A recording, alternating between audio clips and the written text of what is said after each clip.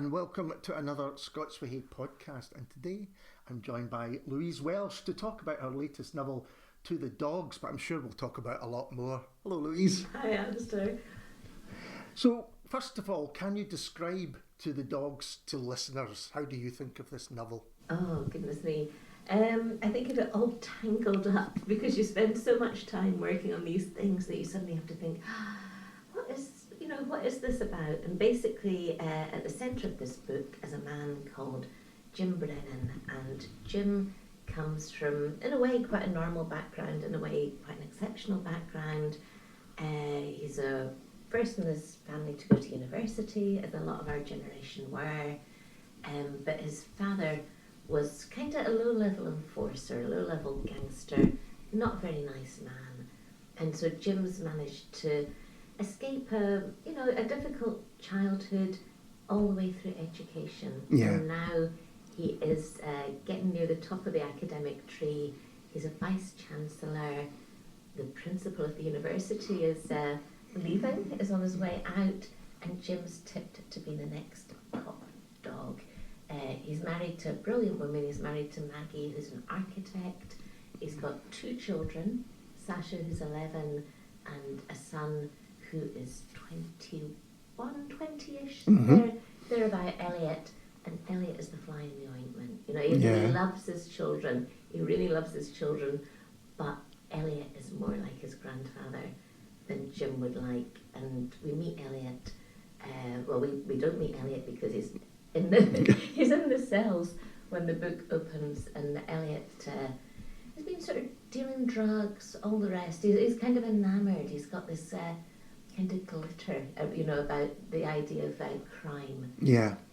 But as the book progresses, we find out, crime isn't as glamorous as young Elliot thinks it is, and it puts Jim in a very awkward or difficult position.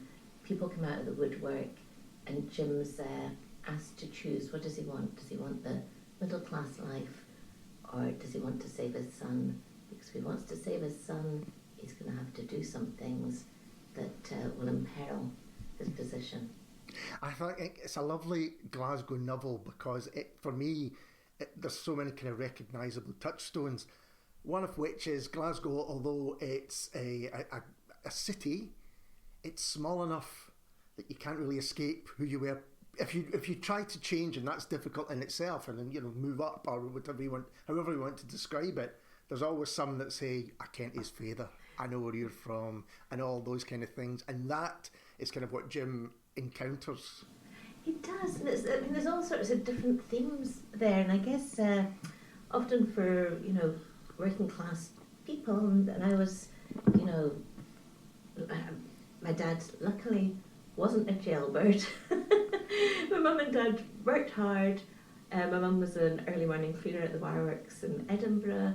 My dad was a salesman. They worked hard, but no one had been to university. And I think sometimes you feel you've moved into this sort of faux middle class realm. You've got a lot of the trappings of the middle class, but you're temporary there, because when there'll be a certain point in your life when you don't have the cushion. You never quite have that cushion, and that's not the biggest tragedy. I'm not saying that's a tragedy at all. That's life. Sure. That is just life.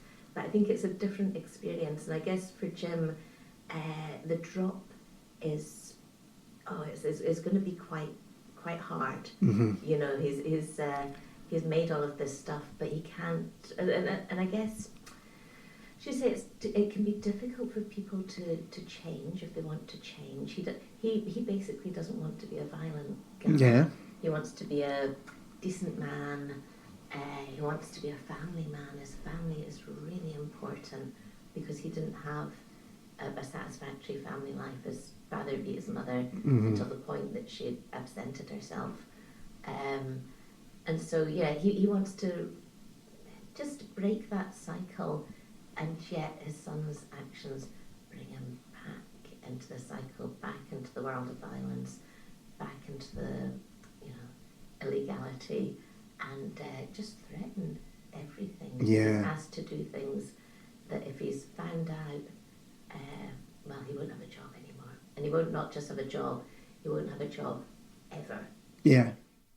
But the getting the job he now has is actually a result of another thing which I recognised is the importance placed on learning. Really, if I was encouraged to read when I found that, it was something I loved. So it's like, get you down the library, get the books. And there's that as well. And there's even friends of his father's who will kind of, get him books and look after him because they're really impressed that here is, and it's the flip side of what we've just mentioned, here is someone with a chance to get out, in inverted commas, to have a different life to the one that they've had. Yes, and there's a point where his father actually brings him some books. Yeah. And this used to have, I had a second-hand bookshop. I used to make my living buying and selling second-hand books. And this would happen sometimes in the shop. People would bring you books and they'd go, I've got some books.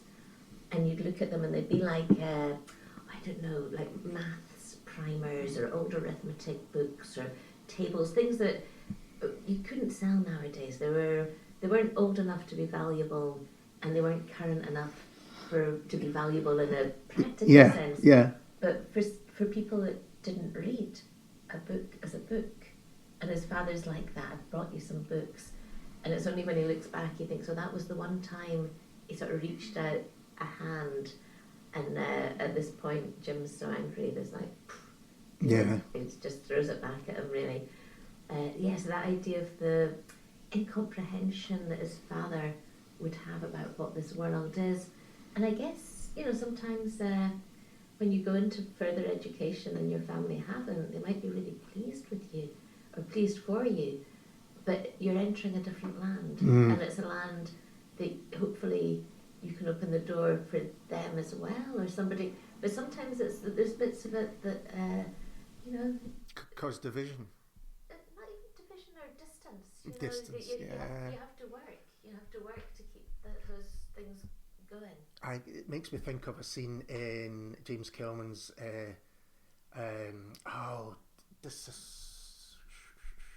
disaffection. I was going to say disassociation. That's right. A disaffection, where he's at. Oh, it really is, isn't it? Yeah, and he's washing the dishes with his father. So they're right side by side, but the distance between them is huge. Yeah. And because this education that he has, his father feels they have no longer anything in common. If they had anything in common to begin with, but there is that feeling that. It's almost silently played out, but it's a really powerful scene. It's really powerful, isn't it? And I was really fortunate with my mum and dad. They were both readers as well.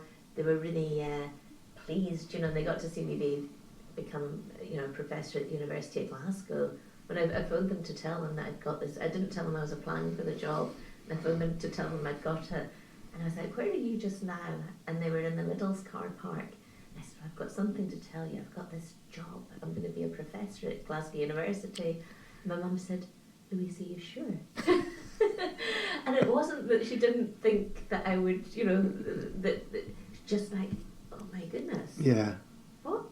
And it's important to keep those doors open. Yes, because absolutely. Those doors that we walked through, they're slamming shut, and they were shutting as we managed to get. Sometimes it's like I don't know, one of those action movies where the things, the shutters coming down, and the person manages to do a roll and get through it. Just you feel like that sometimes, that it's all closing. You absolutely do. That you just manage to get through before it shuts and then leaves the rest of the people outside. And it's our job to try and somehow, if you can. Whereas Jim does not have this attitude, and I guess I'm thinking also, and Jim's a vice principal and Jim's the guy who'll be like, I think adult education costs quite a lot of money. Let's get rid of adult education. Let's close this humanities building because we want to build a shiny new building, and that's going to cost a lot of money. So let's get rid of that. You know what? These guys in the United Arab Qatar are offering us a lot of money. Let's take it. Let's, the education wash and all of this. And so Jim, I like Jim. Yeah. But Jim's got a lot of attitudes that I personally don't have, and it was fun to think about that because, you know, it's he's happy to engage with countries where we might, you know, that are involved with repression, Yes. that are involved with genocide, and that's more than one country, unfortunately, at present. So it's that difference between, it's hugely important to have an international scene, to have international students, and then perhaps we should be thoughtful about where we take money from. Yeah, no, absolutely, and that's a big part of it. And in some ways, it's interesting. I wonder by the time we meet Jim, whether his family and the lifestyle that he's created is more important than the job is. The job that he worked so hard to get to, and, you know, has got to then, as you say, there's the kind of politicking that then comes into the job, which he doesn't seem to, he might be quite good at, but he doesn't really, I don't think, enjoy that side of things. Yeah. But he's got, you know, the beautiful car, the beautiful house, the old talking heads thing, you know. Yeah. And I just wonder if you feel that the lifestyle has almost changed him, and I think that can happen, definitely. I think he's still ambitious. I think Jim's still ambitious, and he's not got to the very top of the tree. Yeah. And I think he also recognises, and I can see this, you know, we can all see it actually, there's not many people that can do the politicking. I can't, you know, and I'm rubbish with a spreadsheet. You know, all of those things. I'm only 2 days a week here. I couldn't go up to 5 days. They'd make me read spreadsheets. What? Yes. And there are people that are, you know, very teachers good. Through and through. And, you know, teachers and creatives through and through. And it's not like they look at the admin and think, I'm above that. It's not that at all. It's just like that is not where the talent lies. Yes. Jim could be the principal. Jim could be First Minister. You know, he's got that ability. And I guess if you were to ask him if he was being here, he would say that he was giving good service. And a lot of people would agree with that. You know, and there's this moment when Jim's agreed to take, he wants to take this money for the new building from a source that the staff and students are not universal about, and the students have a big demonstration, and Jim just thinks they're naive. You know, Jim thinks, well, if I don't take the money, somebody else is going to. And he has a really pragmatic idea, whereas I and, you know, other people might think you're giving our reputation. You know, you're giving an endorsement from an ancient university to people that we shouldn't be endorsing. So there's you know, it's up to the reader to decide who they agree with, because there might be a little moment when they think, I can see Jim's point. Oh yes, I know, absolutely. Yeah, or they might be like, I can see his point, but he's wrong. He's wrong. Yeah, I think that's a good way of looking at it. And we see also that if he feels threatened, if he feels his family are threatened, he's determined. You know, he's willing to go that extra length, absolutely, without giving anything away, obviously. I wanted to think of it as a exercise in dread. And I love the novels of Ruth Rendell, and I love how she makes these fantastic worlds, and often the actual crime, what might have been the inciting incident at the beginning of the book in somebody else's novel, often we don't know what the crime is in Ruth Rendell's books until really quite late. And what we get is engaged with characters, engaged with the world, and I think we begin to get a feeling of dread because you know something's going to happen. Yeah. You know, what is it that's going to happen? And actually, there's a lot that happens in this book. There's a lot of, I don't know, there's a lot of hopefully exciting things, but I also wanted there to be this dread about what is going to happen at the end, and I want people to, for all his faults, to care about Jim. Yeah. And he is, in his own way, always trying to do the right thing. And I guess in terms of the possessions, the lifestyle, I think he's very much in love, not just with his children, but with his wife. Yes, absolutely. And I think that's an attractive thing. And I guess his wife's a little bit more middle class than he is, and she's opened this door of these guys that are like, wow. I remember being in a restaurant once, and I was just overheard this guy say to his wife, I could take my first wife out 4 times for the amount that it takes me, it costs to take you out once. And he wasn't complaining. He was like, oh, you could just see he was thinking, I can't believe I managed to get such class in my life. I think Jim's still can't quite believe that he's got Maggie and she has fantastic taste, and she's an architect. Her house is lovely. The cars are. There's also often for me. I'm still thinking about economics here. Hugely, but often in the novels I write, there's an immediate economic imperative. Yeah.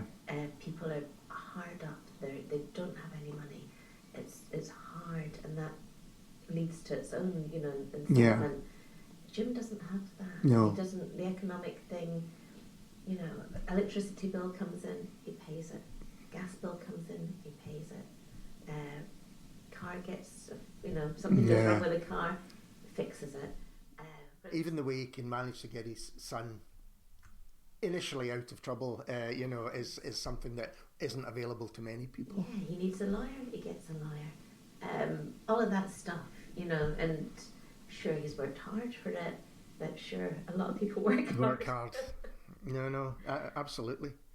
And why did you want to have the university as a setting? Was it to examine the things we've just spoken about, the kind of changing economics of university life, and perhaps the current, you've talked about money coming in from elsewhere. There's a second strand in the novel which looks at China, or at least China is involved in it. Was that something that was on your mind when you were writing it, to kind of examine these things? Definitely. And I started writing this book in 2017. All right. So it's been a long time coming. I put aside various reasons, and I also wrote another book in the in-between. I wrote the second cuts. I'd written this, a good chunk of it. And I guess what they call the businessification of universities, I think, is interesting to everybody. Yeah. That's involved in further education. I think it's always kind of been there. I think it's just more evident because of all sorts of things, really. I've always loved campus novels. When I did my inaugural lecture way back about 10 years ago, I did it on campus novels, and with sort of campus crime bringing in. And one of the novels that I really, really like is H.P. Snow's The Masters, which is written post-war, but it's set pre-war. So it's set just as the Second World War is on the way. And the masters in this Cambridge College are all, they know that the master himself is going, so all the academics are, they're all aflutter, who's going to be the next one, who's going to succeed him. And it's very much the sciences against the arts, but it's also the people that think that the fascists may have a point against the folk that are like, oh no, this is a disaster, some of whom are communists. So it's quite a subtle book, and there's new buildings being built, there's all sorts of things going on in campus that people will recognise. And it's not a crime novel, but it's incredibly prescient for our times. Yes, I was thinking about that, but also the sense of dread. The dread in this novel comes from our foreknowledge, so we know what the masters don't know. Yeah. That as they have these fights, the young students that are crossing the quads, 3-4 years, a lot of them will be dead, or maimed, or they'll have gone through the horrendous experience of active service, and this will all seem something else, something else. So, yeah, so I guess I really like that novel, and this is not that novel, but it's influenced by some of the themes. And there are threats to the students as well, whether it's kind of existential threat or whether it's very, very real. It comes to them too. So it does comment on The forces on student life, the struggles that are current in student life as well. Yeah, so, you know, when we were students, we lived in terrible houses. You know, we lived in houses, I mean, some of the accommodation was so bad that people, you know, sadly lost their lives. You know, there were cases in Glasgow that you'll remember. Yeah. So it wasn't like, oh, it was all great. No, you know, of course not. hunky-dory. But I think it's trying to find accommodation, trying to keep, you know, so I had jobs, but I wasn't doing a full-time job while being a student. There was an idea that the government might want to pay towards education, that an educated population might be good in the long run. Yes. And now it's the loans and everything. It's just, yeah. I find it really distressing. Mm-hmm. I know, absolutely. And another parallel between Jim's two worlds is the competitiveness is not the right word, but the clashes that are there are sometimes underhand. They are they actually both become violent at times. And it's interesting to, you know, these might be to people from outside very different worlds, but the human nature that's there that drives people to the top, whether it's in a gangland or whether it's in a university, are kind of similar. Yeah, it's absolutely. And now Jim discovers, as you know, as the worlds merge, of he's drawn back into the world of gangsterism, his father's world, because of his son. The things that make him a good operator at the university make him a really good operator in that land. You know, and I guess, I mean, that's an obvious thing, isn't it? Mm-hmm. That actually people with drive and ambition, and if you've got a little bit of ruthlessness, you can go a long way. Yeah. You know, and you've got to, whether that's in the gangster world or the business world, or, you know, if you get the right breaks, you make the right breaks. We've seen recently that, you know, people who might not have necessarily the talent, if they've got enough drive, they can make it to the top of their proven. And you know, Jim, I think in terms of novels, you know, for me, I never want to write one of these total monsters. No. Because you get that sort of, in the 80s, 90s, you got quite a lot of serial killer books, didn't you, that could be exciting because there's a, you know, a total investigation, a total chase, all of those things. But I wouldn't like to just write a monster. Yeah. And Jim's not a monster. He's nuanced, and but I get, you know, I also think he's someone that can take a lot of pain. Mm-hmm. And I think that if you're a boxer, it's really important to be good at punching. It's important to be light on your feet. You can only win, I think, if you can take a lot of pain. Mm-hmm. And the capacity for pain that Jim has is enormous. You know, he's suffered a lot as a child, and he's built up a capacity for pain, which is a horrible thing. And I think that's part of the sympathy that we have for him, because he won't back down. Yeah, that's almost what kicks in as the novel progresses, is his memory, if you like, or just his understanding that I can take this because I've taken that, and you know, and then he applies it. And as I said at the beginning, it's very much an interesting Glasgow novel, and it actually takes us to places in the city that I don't think I've read before. One is kind of the Clydeside and down to the newer builds, or they're not that new now, but you know, they are in terms of writing them in fiction. And you do, I think, in the South Side as well, you go to places. Was that because you've written about Glasgow before, and I think you always take us as an interesting journeys around the city. Yeah, well, it started off, this wasn't really meant to be Glasgow. It was just meant to be a central belt university with a tower, and I even put a clock on the tower, which our tower was meant to have at Glasgow. And I'm always grateful it didn't have a clock, so you don't see your life ticking away. Yeah. You hear the quarter hours, and I don't mind that. Yeah. Yeah, but it just becomes Glasgow, doesn't it? And those Toblerone flats down by the Canongate side, that I was quite fascinated by for a while, you know, when the grain stores came down and there were people buying multiples of these flats to try and make a killing on them, and just, you know, what happens in these big buildings. Yeah. You know, it's very, I mean, I don't know about the fabric of them. I don't know if there's rack. I hope not. And I don't know if there's like horrible cladding. I really hope not. But yeah, the way that people are told the infrastructure will go in. You're on the front. You know, you're the beginning of the riverside living. Yeah, the riverside living. And, yeah. You know, the infrastructure will be there, and there'll be beautiful wee bars, and you know, but actually, if you live there, I think you'd be getting a taxi or using your car a lot to get to Partick or Finniston. And when you walk sometimes through these places, you go through what we call the rape tunnels, and you know, it's not. You're either going through an underpass or over a busy glideside. It's not ideal. And if people don't know, you might think that you can just walk along the riverbanks of the Clyde you can't. Many times you've got to take big detours if you want to get back onto it. Yeah. So my friend Jude Barber and I, we did the Empire Cafe together 10 years ago, and you were involved in yes, that. Yeah. It was unbelievable that it was 10 years ago. I know. Good that we've not aged. Yes, it is.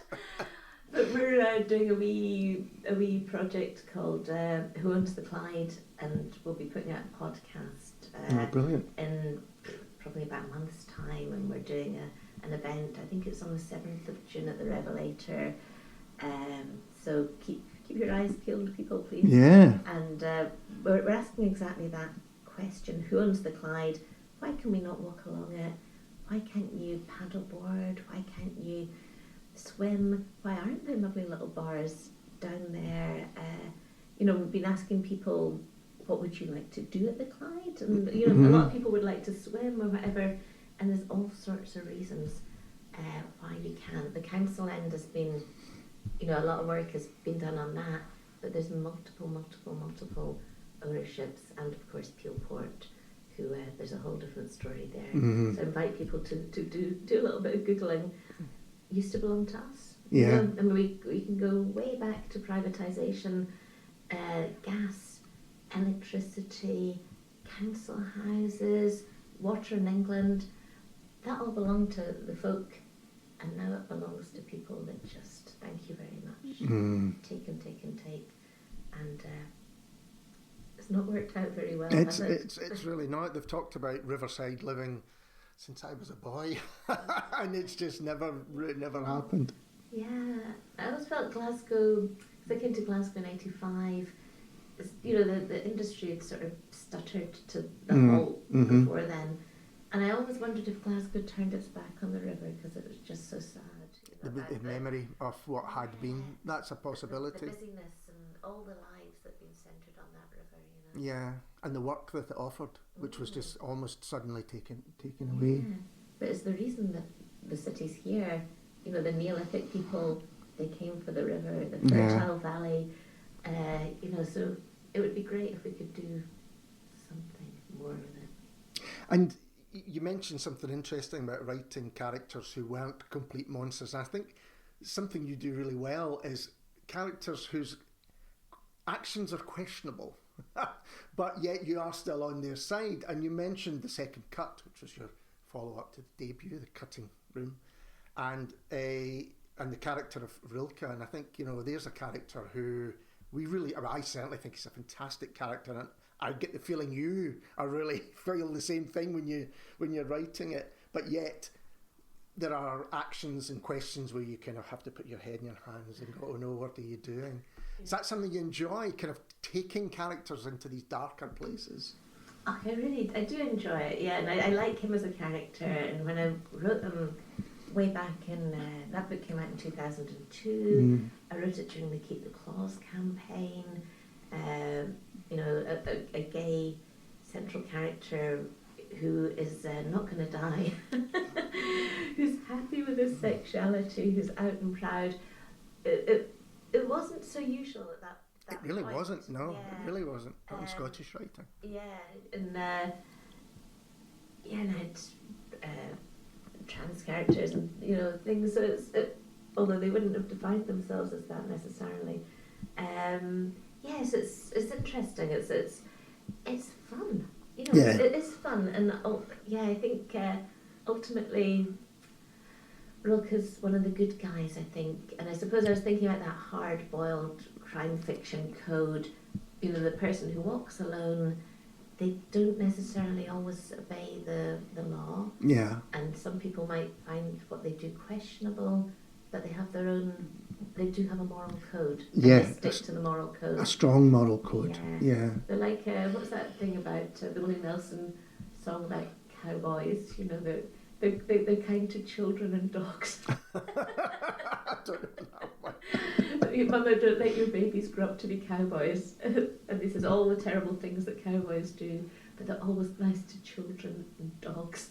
And they take their hats off when ladies go by. That's I think that's a very kind of Glasgow and country and western music. The connections there are another conversation altogether. Absolutely. So writing the second cut, which was it last year? It came out 2 years ago. I think it was 2 years ago. Yeah. Time just. But it was interesting not just to reconnect with Rilke, but to reconnect with his Glasgow and how that had changed, because the changes were quite noted. Changes are phenomenal. Yeah. The changes in Scotland, the changes in Britain. That book begins with an equal marriage, and if back in 2000, if you'd said to us, I really think give it 20 years, there'll be equal marriage, there'll be civil partnerships. Some heterosexual couples will choose to get civil partnered rather than married. We'd have laughed. We would have laughed.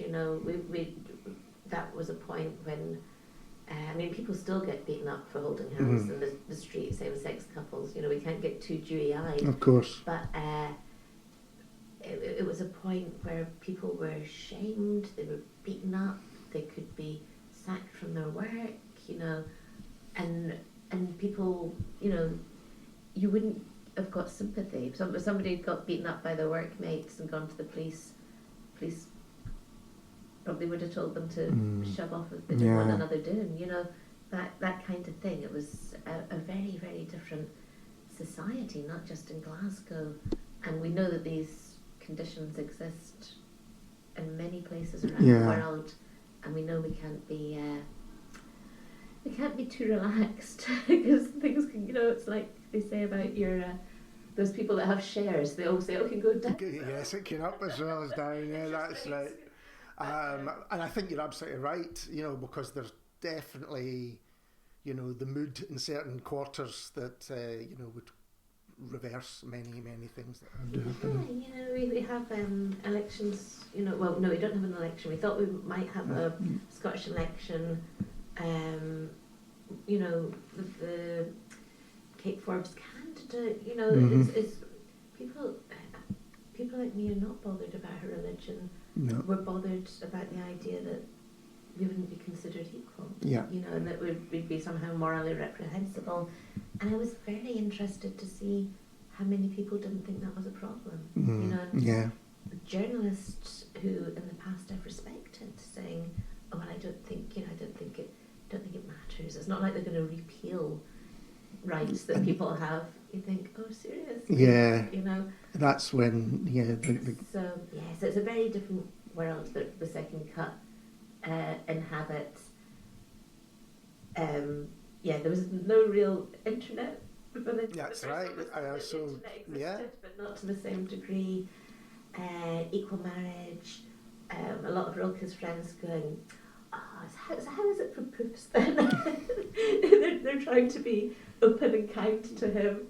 They don't quite have the language, and also intersections with a generation younger than him, who very much do have the language, and just are looking at him and his friends and finding them really quaint, That was very noted that he is interacting with the younger generations. There's a fantastic party in the second cut that you get the sense, I'm not sure I quite belong here. Yeah. You know, my days of belonging here have passed, and perhaps, you know, I'll go home for a cup of cocoa or something. And yet he hangs on. He does, yeah. And you know, nice, just interactions with the younger people who are trying to tell him to say to his friend Les, you know, you should use nicer language about yourself. You should be. One of them says, you should be. I can't remember. You should be good to yourself and proud of yourself. And he's like, I am. And I suppose that idea that, you know, these are guys that have been beaten up. These are guys that have had their battle scarred, almost. Battle scars, and why should the young people be interested in that? It isn't relevant to them at this point. Yeah. They're in a joyous moment, and why should they be thinking too much about these older guys? Yeah. You know? It's like, don't bring me down. Yeah. And is there going to be, with either of the novels, more? Would you ever go back to Rilke, do you think, or too early to say? No, I'm working on the final one just now. Right. So I'm working what I think will be the very final one. Because I had sort of opened that door and that voice was there, and I'm just doing one final one because I've got a story for him. So I finished the first draft of that. But it won't be out for ages. I think it'll be 26 when it comes out. So thereabouts. Yeah, so I won't say too much about it. Okay. But it'll be, honestly, by the time it comes out, it'll be word perfect. Glasgow will be again a very different place, I'm sure. Yeah, I mean, I love it. I like the action in these books, or enjoy working with the action in those books, but I also enjoy working with the language and the humour. You know, and I think that's, you know, although the subjects are quite dark often, there's a lot of humour and you can't have one without the other. Yeah. And I like also the fabric of that world because Rilke works in auctions, he works with antiques, he goes into different places, you know, different strata across the city, but also he knows about materiality, so he knows what something's made out of, and he can say, you know, that's this wood, that's this material, that was made at this point, and they were doing this, and that's why. And I like all of that, because usually Jim Brennan doesn't know what anything's made of. Yeah. You know, but he knows how to chair a meeting, and he knows how to get the vote to go his way. I found that really interesting, how the auction side of things are going in and emptying these grand homes and the wealth that's accumulated still in houses that sometimes will just end up at an auctioneer's and being sold that way. You know, people's greatest collections of things that they really cherish, and then at the end it's all broken up. It's all broken up. So if you've got a beautiful collection of something, try and ask in advance if they want it as well, because sometimes people will gift their book collection to a particular library or whatever. Library might not want it, you know. So you have that conversation with your, you know, your desired archive in advance. Yeah. And you have the person round, and you have that, you know, that conversation. Would you like my collection of Marxist literature from the 1980s? Would you like my 90s CD collection that Yes. thousands of indie music bands? Which they might be like, oh my goodness, yes please, we've got this gap in our collection. Yeah, that's right.